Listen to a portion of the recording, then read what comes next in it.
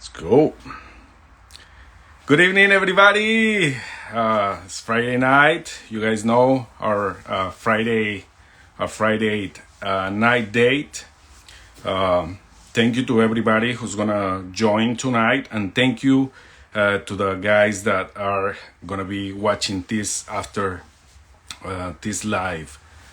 So tonight we're gonna be talking about something very important, which is terms and conditions for service contracts or small business, and why is this important? Why we should know what is on our contract, what are the terms and the conditions, what are the specifications, and what how do we protect ourselves when we go to a customer's house and we don't let's say if we don't have our terms and conditions, then we can get in trouble. If something goes wrong at the customer's house with a project, we can be liable for it. So that is why it's important to talk about this topic. And if you already have your small business, or you have your contracting company, and you don't have these terms in place, you can get in trouble. So it's important to have these topics laid out. Of course, we recommend, and this is just let's say it's a suggestion, because it's always recommended that you talk to a lawyer that is special for let's say his specialty is for business, for a small business or a service contract. Okay, so the first point that we're gonna be talking about it, that it has to be there, is the parties involved. So parties involved clearly identify both the service provider, your business, and the client. Include legal names, addresses, and contact details. Okay. Number 2, scope of services. What you will do. Provide a clear, detailed description of the services to be performed. What you will not do. Specify exclusions to avoid misunderstandings. Okay? Because sometimes the customers, they want to add something else, and they say like, it was there, it was in the contract. And so it's important to have a detail of what you will do and what you will not do. Okay. Number 3, the payment terms. The payment terms are very important. You can have the total cost of hourly rate, or a payment schedule, deposit, milestone payments, and final payment. So also accepted payment methods. How you're gonna get paid? Are you gonna get paid by a check? Are you gonna get paid by the credit card or a bank transfer? How you're gonna get paid? Also, one thing important too is late payment penalties, if applicable. If a customer is taking too long to pay and the job is done, sometimes we are in trouble, right? Because sometimes we don't have the money to cover the cost, and we have our bills, we have supply house bills, and the cost of running a company, right? So if we don't get paid by our customer on time, sometimes we are in trouble. So it's important to have these payment terms. Okay. And late payment penalties, it depends what you would like to charge, and maybe there's a special law on a state that you can pay certain amount. So you will have to check with your city or with your state on how much you can charge if a customer is not paying on time. Because sometimes that's a way that the customer, if they see like, okay, this guy is charging me this amount to every day or every week that I'm not paying him completely, the customer will say, you know what, it's better that I pay this guy as soon as possible. Okay, so that's the point number 3, payment terms. Okay, number 4, timeline and deadlines. Include a start date, estimated completion date, and any key milestones. Address how delays will be handled due to weather or supply chain issues. Okay, so timelines and deadlines. You can tell your customer, we're gonna start this date. We expect to get done in a couple days, or we expect to get done on let's say if it's a bigger project, a week or a month or 2 months, depending on material. Sometimes, right? Sometimes there is a delay, and sometimes there are things that are not in our control. So it's important that you put those things on your contract, okay, on your terms and conditions. Okay, timeline and deadlines. That was point number 4. Point number 5, termination clause. A termination clause is important to have it on your contracts. Define conditions under which either party may terminate the agreement. Include notice periods and any associated cancellation fees. Okay, so this is very important, because sometimes we can get in trouble, right? Or sometimes the customer, or sometimes if we as electricians or plumbers or HVAC are working under a general contractor, sometimes contractors, it's like depending on their mood, right? We were talking about the emotional intelligence last Friday, and sometimes your GC is, let's say, is mad about whatever else is happening, and sometimes they let that go on you, right? And sometimes you say, like, you know what, I can't work on these conditions, right? If this GC is like yelling at me or being disrespectful, sometimes you want to have like something to protect you, right? In case like you're not happy in there, or the GC is being disrespectful with you, you have to have a way to go out, right? Without you having to pay money or facing some consequences or whatever, right? Because sometimes we have obviously we have good GCs, but sometimes we get people that there is only trying to get the work for cheap, and they're trying to find anything that they can take advantage of you. So it's important to have this termination clause, okay? Define conditions under which either party may terminate the agreement, and include notice periods and any associated cancellation fees, okay? So number 6, revisions or changes. Outline how changes to the project scope will be handled, because like I said, sometimes they're adding different things, and sometimes if you are not, and I'm guilty of that too, sometimes we don't have our computer, or we don't have our contract that we're seeing it, so they're adding the stuff, and guess what? If you don't do a change order, if you don't do anything about it, then when you say something, they're gonna be like, what are you talking about? So sometimes it's important to have it on approval, write it on paper by the person that is having you do these additional changes, so that way you protect yourself and you can get paid, right? Or you can say, you know what, we don't start that until we have a signed change order. Okay, so that's point number 6. Number 7, liability and insurance. Clarify the limits of liability for both parties. Note any applicable business insurance coverage. Okay, and specify that the client assumes responsibility for the property where relevant. Okay, so if something happens in a house that you did some work, you can get in trouble. let's say the house burns down, right? Now you're gonna be liable for whatever it is that you did, because they're gonna be asking, well, who was here? Who was here?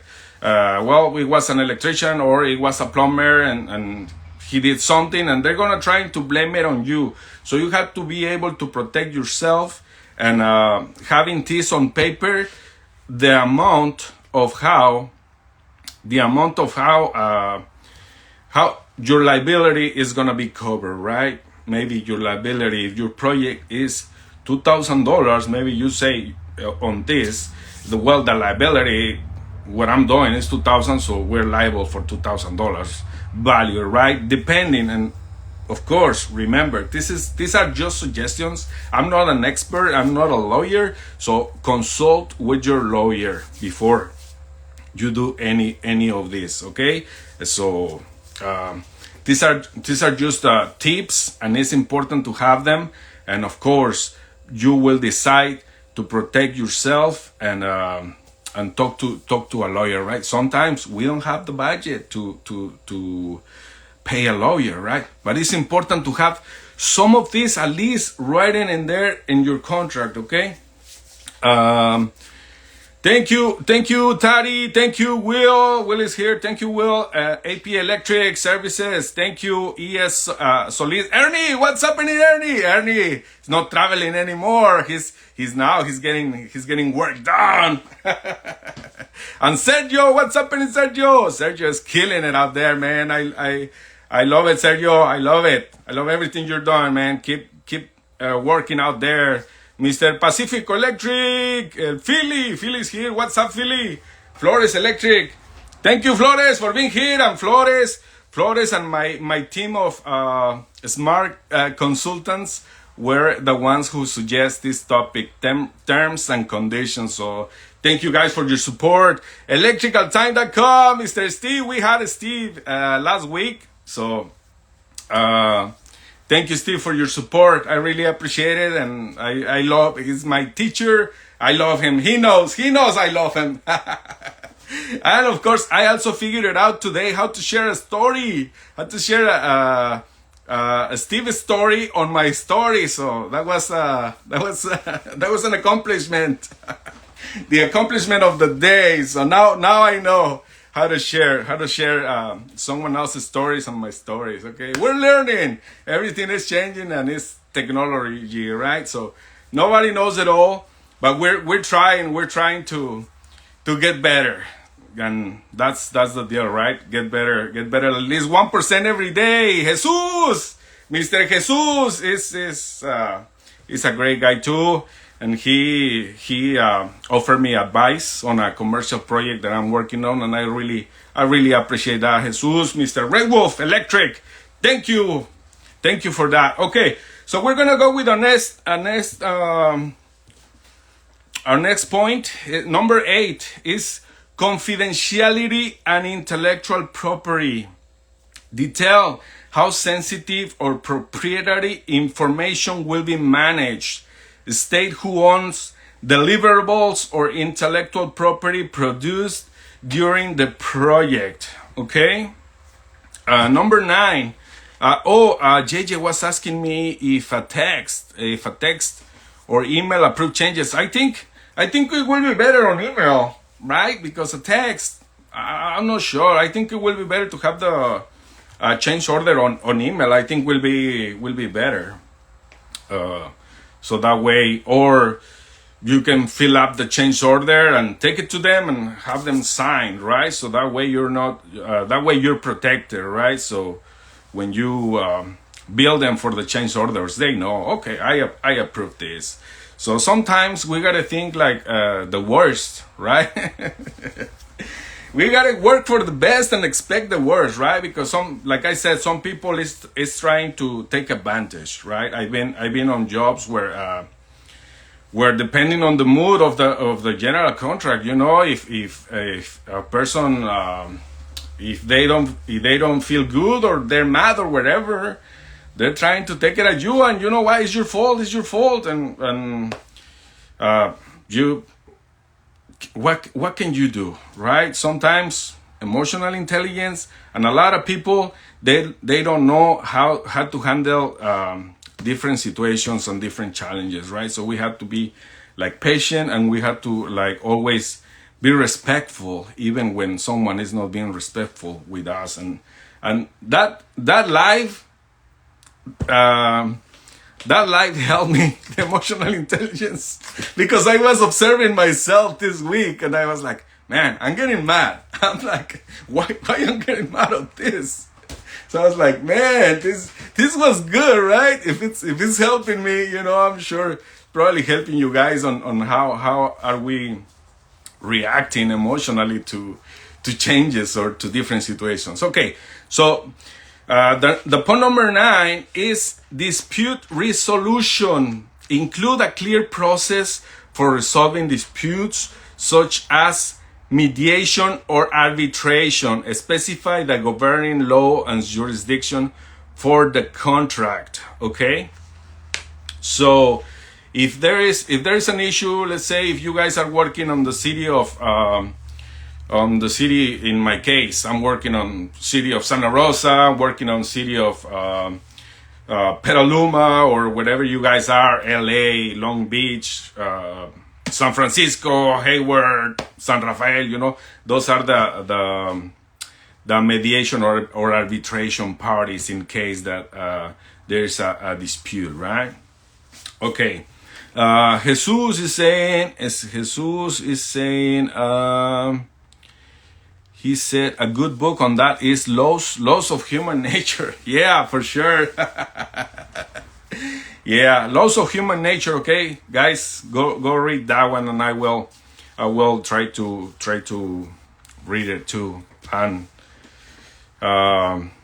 let's not say try. Let's say I'm gonna do it. Okay. No more try. Okay, let's take that word out of our communication language. Okay, no trying. We're doing it. Okay. So point number 10 is signatures and dates.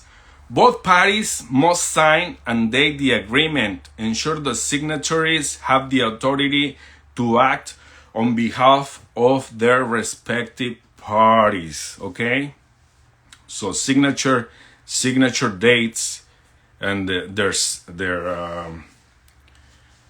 signatures and the date of the agreement. Okay, so those were the 10 points of a small service business or contractor contract outline. Okay, so I'm gonna repeat them really quick for you so you guys can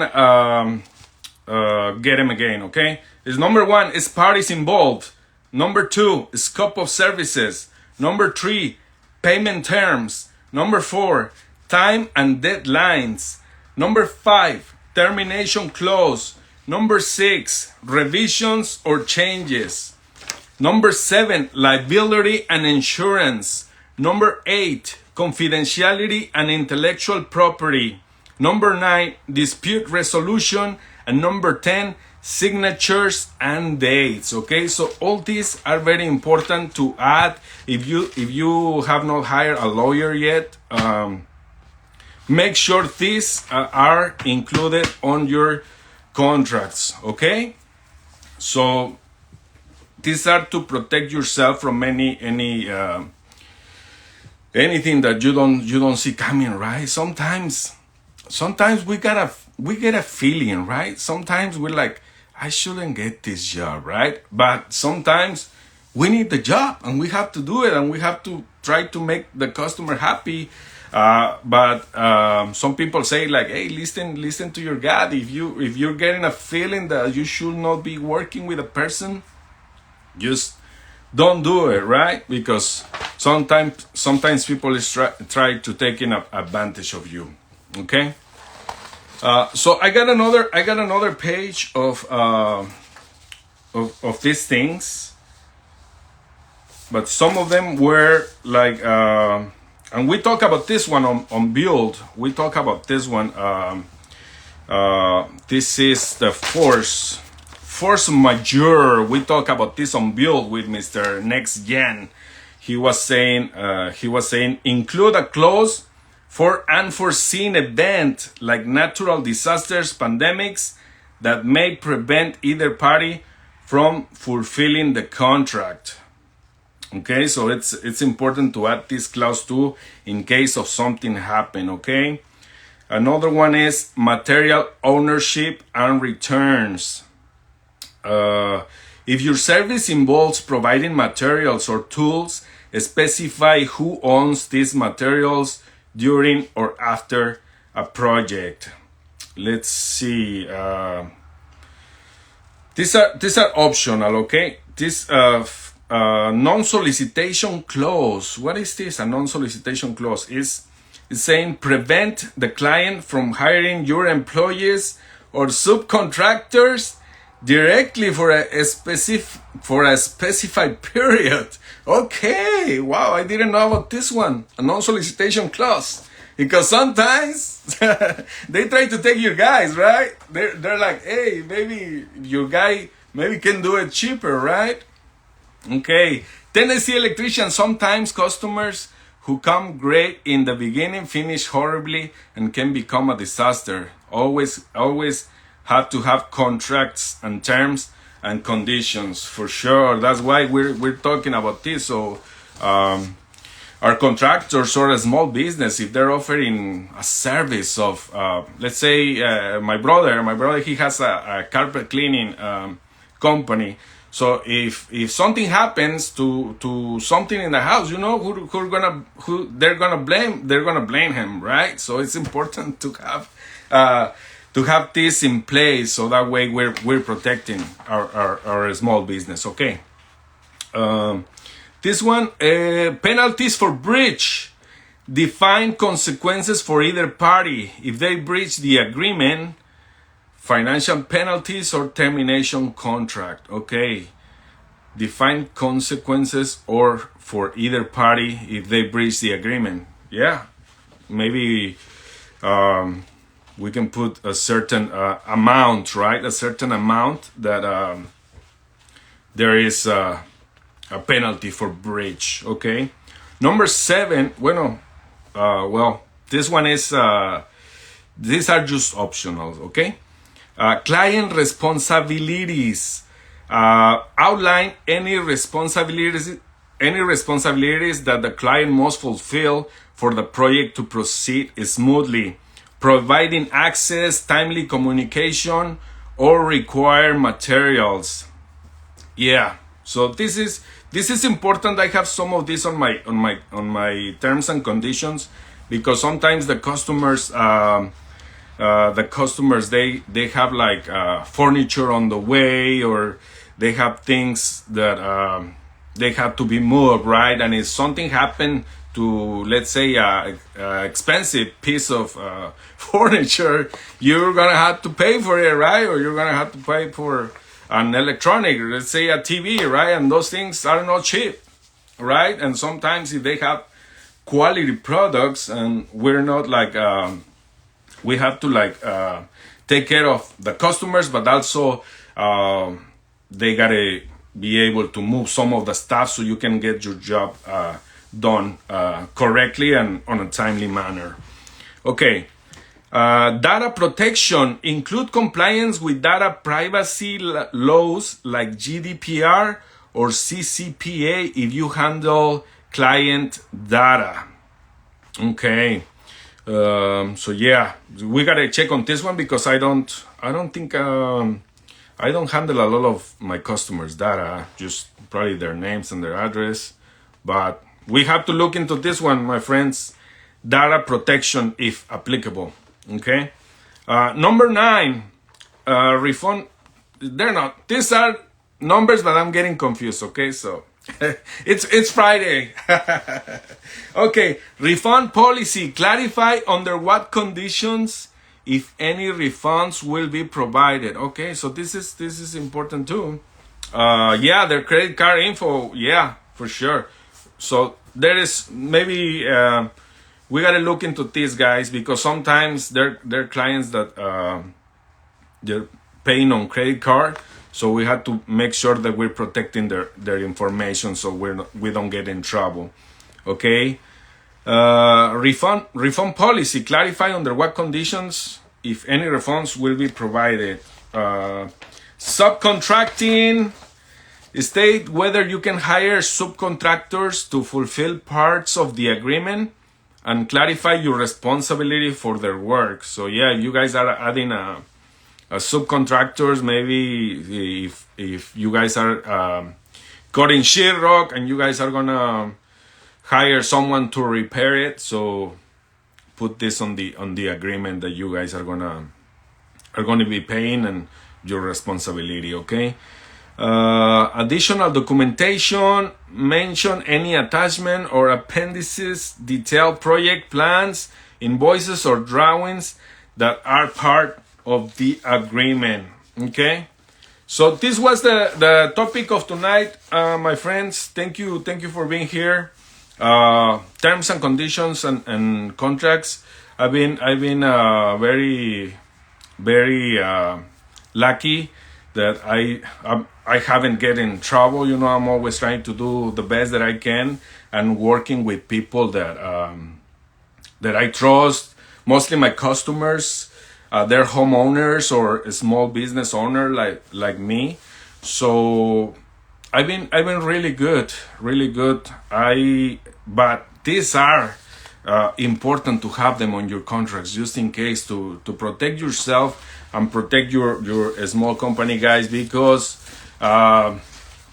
any of this, if we don't have any of this, imagine a customer is gonna be suing you for $1 million because something happened at their house and now you're responsible. How you're gonna protect yourself? So terms and conditions, make sure you have them on your quotes, on your estimates, and everything that you're working on. All right. So what you guys think? What you guys think of this? Will is saying, I love this topic, brother. Thank you, Will. Thank you, Will. You're always very kind. Mr. Milo is here. Milo, what's happening, Milo? When are we having our next live, Milo? Pretty soon, I hope. So, hey, I got good news, guys. I found a tax person, and I'm gonna be interviewing it really soon. I'm hoping maybe before Christmas or after Christmas. We're gonna be talking about taxes because some of my friends asked for that interview. So, like I told you guys, I've been looking around and see who I can get that is a person that is prepared and have like a lot of experience, like 10 years experience or 15 or 20 working on taxes. So it's coming soon. I will have to confirm the date, but it's coming. Okay. Ernie, what's happening, Ernie? RP Chamber is here. RP Chamber, I want to have RP Chamber, but I don't think she wants to do it. But it's fine, RP Chamber. Just don't get jealous if I get like the Windsor Chamber or the Santa Rosa Chamber. The RP Chamber is really good. And remember, guys, if you guys there's like a chamber, like a small business chamber on your town, get into it, learn from it, and just go participate and go meet people. Okay. So I think that was it for today. Thank you, guys. Have a wonderful weekend, and I will see you guys next Friday. Have a wonderful night. Thank you for your time. Good night. Bye bye.